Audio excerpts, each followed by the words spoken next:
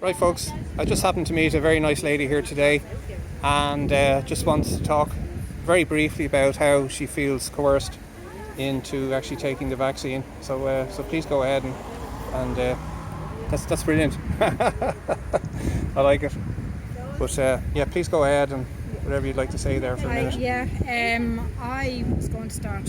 I got 2 jabs June last year, and actually it was 2020 that I got it. Right.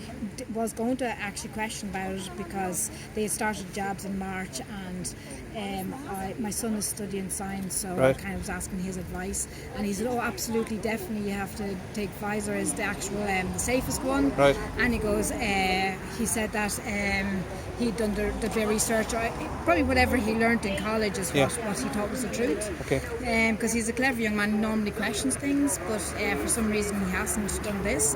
And I said, well, I'm not sure whether I want to get the vaccine because it just seems very suspicious about how they're doing it and how they're bullying people, and like literally ramming it down everybody's neck that you have to get a COVID cert and all that sort of thing to go anywhere, going to restaurants and all of that. So he said, look, no ma'am, I want you to get it. If you don't get it and become an anti-vaxxer, I'm not going to speak to you. Right. So I was going, okay, that's pretty severe. Yes. And then my family, my parents would be elderly in their late 70s, and I felt my sister kind of gave the the advice that everybody had to be vaccinated in order to go to see my mum and dad because they didn't want to put them at risk. Okay. So we had to wear masks. My mum and dad had to wear masks. We had to sanitize. We had to keep a distance just in case because we were so protective of my mum and dad. Yeah. And then it ends up last year.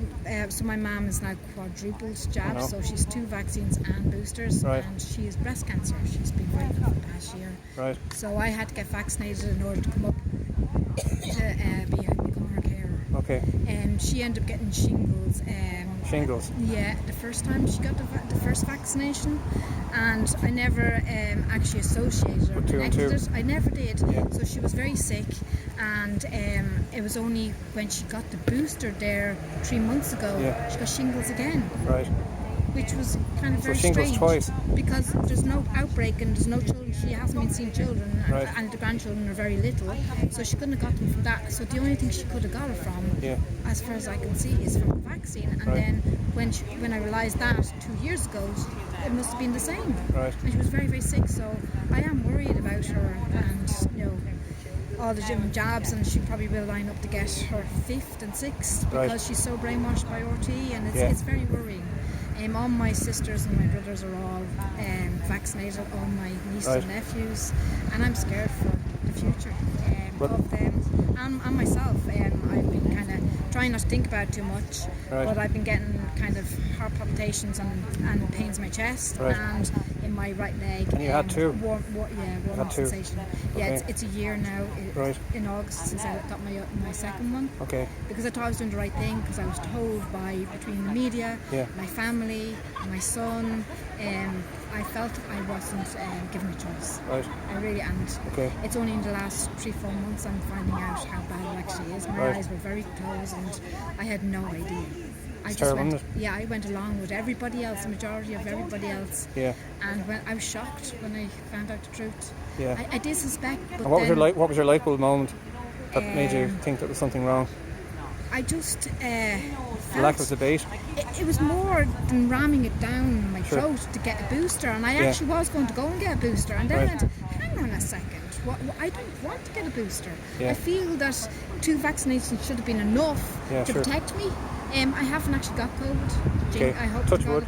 Yes, touch my head. I don't feel. I have heard people getting it, and it's just been bad cold. Yeah. I was very sick for the second jab, so I think maybe that wasn't placebo. Yeah. They're saying there was some placebos. I don't know, but I was talking to three fellas during the week, and just as an off-the-cuff remark, they all said we never got COVID until we got vaccinated. So that seems to be a pattern of people. Either they think that it gives them more protection than it actually does, so they feel safer, allegedly being protected, but I think it's proven now that these things are not safe and they definitely are not effective. Yeah. You know. Yeah, I watched a video and they were saying that a nurse that has been vaccinated is more likely to give you COVID than a nurse that is not vaccinated. Isn't that crazy? Because whoever's vaccinated actually is carrying the actual COVID inside them, and therefore they're more likely to actually spread it rather than people that haven't. And the strange thing now, there was actually a report from Germany last week that said that the health service in Germany is seriously considering overturning the vaccine mandate for medical people because they've lost so many staff, frontline staff, that they are, you know, and as I say in Denmark now they've decided they're not going to vaccinate under 18s, which is a great decision. Yeah, it is. You know, I hope Ireland will take, so do I. take note. I really do. So do I. I'm worried about all the other children that are still being lined up by their parents. Yeah. Because I think they're doing the right thing. They just want to protect them. Well, I did a Freedom of Information request with the Central Statistics Office for the number of people that died with the COVID is the only cause of death for 2020 and 2021, and it was 61 for 2020, 4 under the age of 65. Life expectancy in Ireland is 82, and half were over 85. And for 2021, the answer was 91, with 6 under 65, half over 85 again. So you can see in 2 years, 10 people under the age of 65 died, where COVID was the only cause of death.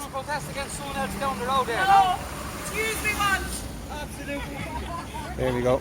Okay, listen, you're very kind. You're very kind. Thanks for coming and telling us your story. Okay, no All right, and God bless you and your family. Thank you very much. Thank you. Thank you. All right.